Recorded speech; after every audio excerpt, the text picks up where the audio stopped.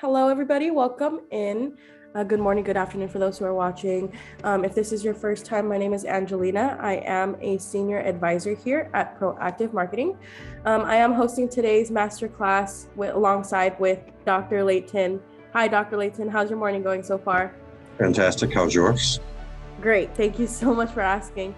So without further ado, today we are going to be talking about how to maximize SEO or rank higher in Google. As we all know, most of our patients, when they're looking for a doctor, they do begin their search online, especially with COVID. Everybody's on the internet nowadays. So it is very important to have, high rankings on Google to kind of have your practice show up front. So without further ado, Dr. Layton, if you want to take it away.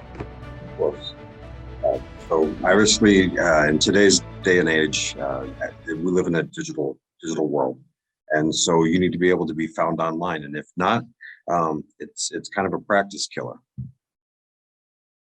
So SEO, this just kind of walks you through and explains what SEO is for doctors who maybe don't understand.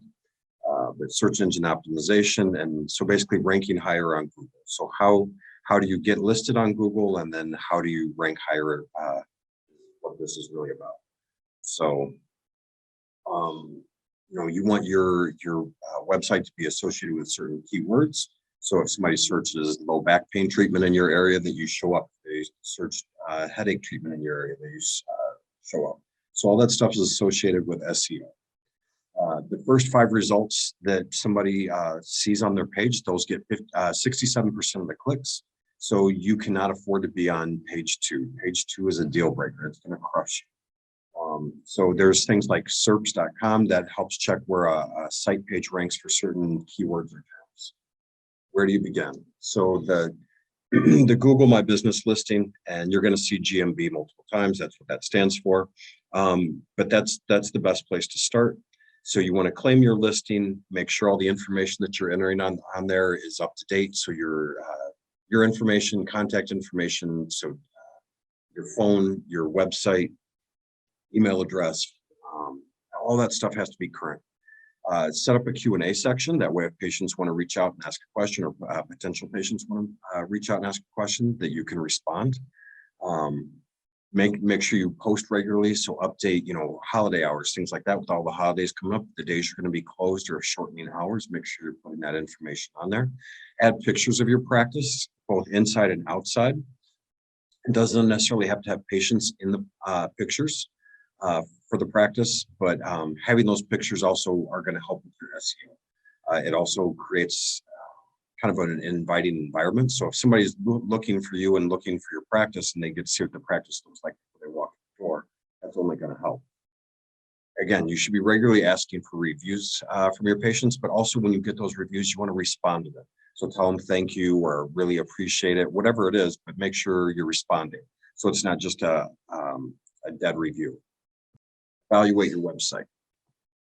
So obviously now almost everybody does everything on their phone. Phones have come a long ways. They're essentially supercomputers themselves. So there's little going on people's PCs, laptops. Most of the stuff is on the phone. People are out and about, and they want to be able to look you up, and they need to be able to do it on the fly. So your website needs to be set up for that. So you want to be optimized for mobile. Stats, 60% of Google searches are for mobile devices. That's not going to go down. That number is going to continue to go up. You're going to see less and less people doing stuff on the computers at home. So mobile optimization is prime. So page loading speed is crucial. If you don't have a good page load speed, Google senses that. It knows. And so it's going to push you down in the rankings. If you have low page loading speed, people are dropping off, and so that's seen as them abandoning your website. They've tried to get on, they couldn't really connect, it was slow, they jump off, so they're not on your site very long. That hurts your rank. And because those two things, if it's slow and people are abandoning, they're not returning, again, that affects your ranking. It's going to push you down. The person who has the good site that loads fast and has good pictures, that's going to draw people back and rank higher. So you can use Pingdom or use the mobile-friendly testing tool from Google, put your URL in, and check to see what your page speed is. So multiple things. If it's slow, website theme, plugins, server. So if it's a server issue, you just need to look for a new host. They're not optimized for what you need. And so, old school stuff, it, typically people weren't as worried about things like that, but people need to update their technology. So if you've got, your cousin hosting your website, it's probably not the best idea. You need to move on to a professional. Make sure all the information's correct on your Google My Business profile. If somebody reports that something's incorrect, maybe you haven't corrected your phone number, your suite number, your address, you've changed your website, so your URL is different. When those things don't match up and it gets reported, it will crush your ranking. So make sure all that stuff is always current, up to date. And then the more people that create a bookmark for your site, that also improves your SEO ranking. Why would somebody create a bookmark for your site? One, they're a patient, they like coming to your site, but you also put relevant content on there that they want to check into. So maybe you're running videos on there regularly. So some, treatment for low back pain, exercises for low back pain, exercises for headache. So you're putting the videos on your site, you're putting testimonials on there. All that stuff is going to help. So how often do you update your website? Most people, once they create their website, it's kind of like it's one and done. It's turned on and they leave it alone. They forget about it.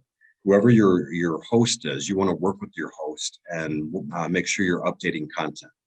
So if you never touch your website, you're never adding anything to it, you're going to have a low chance of having a high SEO, which means you're going to rank lower. You can't afford to rank low. You can't afford to be on page 2.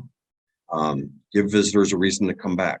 So again, the videos, give them relevant information, put graphics on there. So that high quality, recent relevant content. And then dwell time. So dwell time means how long somebody's actually on your site. That's going to improve your SEO. So if you have videos on there and people sit and watch a video for a minute and they watch another video for a minute, and so they've been on your site now for 2 minutes, as opposed to just clicking, they see your phone number and then they jump off and they call. Them sitting there and watching those videos is increased dwell time, which is going to improve your SEO. So you want people to sit on your website for a while. How do you do it? Things like that. It's going to take them a while to watch a video as opposed to just reading the content on there. And typically people are more likely to watch a video than read all the content that you have on your site. So you have have pictures on your site, of course, that's a no-brainer. So absolutely. But having too many or the wrong quality will also hurt your site. And if it hurts your site, it hurts your SEO. So if the format of the pictures is too large, if it's not optimized, it's going to take longer to load, which affects your page speed, again, affecting your ranking. It's going to push you down. So JPEG is best for photos, PNGs for the graphics. And you want to have it optimized. It doesn't have to be, the original format. It doesn't have to be the high quality. Push it down a little bit so you can load the page faster, improve that page speed. The graphic is still there, the picture is still there, they're still going to see it. So that resize and compress really matters. And then using those captions in and around your photos. So, if you're doing an adjustment and that's what's on your website, a treatment for low back pain, putting that caption, putting a header on it. But you're then putting those keywords in. So when somebody looks for, treatment for low back pain in my area, and low back pain is now on your site, you're more likely to show up. So again, using those keywords is going to matter. Other multimedia helps experience improve the ranking. So again, the video, slideshows, audio. So some docs like to do stuff where they're online and creating podcasts. So you could have a podcast that's linked to your website also. And that's going to be whether you do audio or video.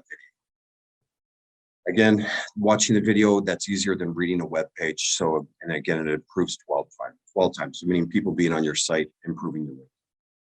So what's the matter you? So this is about all your social media. So if you have Facebook, if you have Instagram, have Snapchat, TikTok, you're doing all those, you want to have those all linked. And so from those, you want to have links back to your website. So as people click those, and you're going to draw people in, but you also want to take them to the other sites you have as well. So the more connections you can have, the better.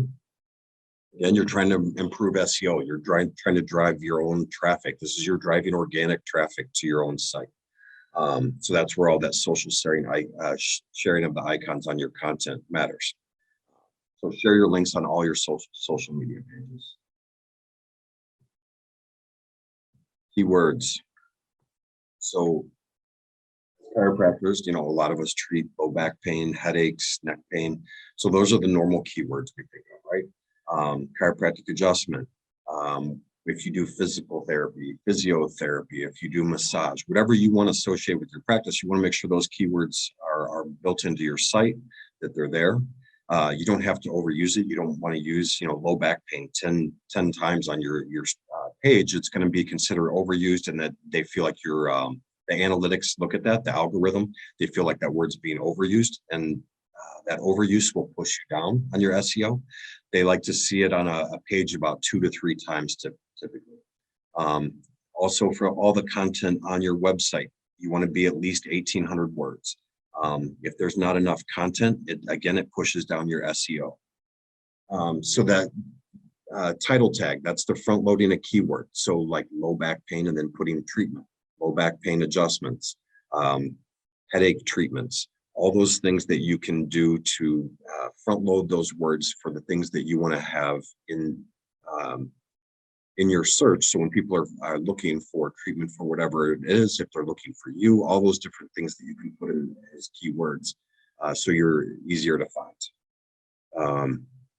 LSI keywords. So there's something called LSI graph to find words associated to the keyword. So imagine somebody was wanting to search the word bread.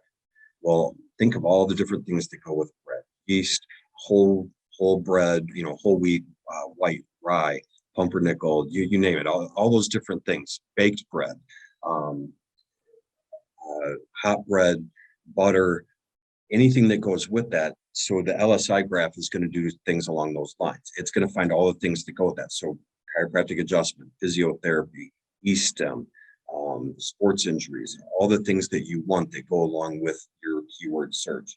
And it's going to help give you words that you can use to create the content that goes on your website.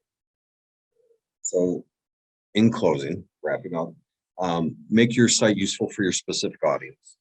You're looking for chiropractic patients, then make your site chiropractic friendly and informative.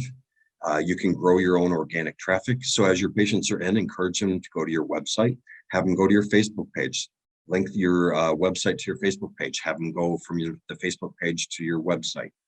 So capitalize on existing traffic. Get those people to look at your site, look at the videos. Again, you're creating traffic, drawing people in, and that's going to help improve the SEO. Giving your audience what they want and expect. They want to see relevant content. They want to see videos or information about what you treat and how you treat it. You don't need a bunch of fluff. You don't need 10 pages about how you got into chiropractic. And if you want to put some information about why you're into chiropractic, that's great. You need about a page, maybe less.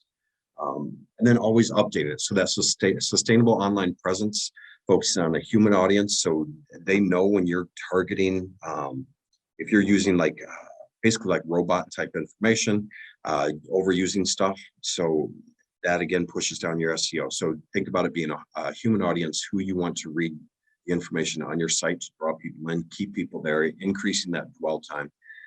So you're giving the best content possible. Again, information that's relevant to what they're seeking. So treatment for low back pain, treatment for headaches, videos, exercises they could be doing, and then make it easily accessible. So again, increased page speed, because if they're dropping off, it's not loading properly. Again, that's going to push down your SEO. And so that's playing again to the search engine's rules. Google's the king of searches. It was 45%. That number's going up. It's used more than any other search engine worldwide. So you've got to play by their rules if you want to succeed. Thank you so much, Dr. Layton, for that presentation. I do just have a couple of questions here. So I know you talked about having a optimized website.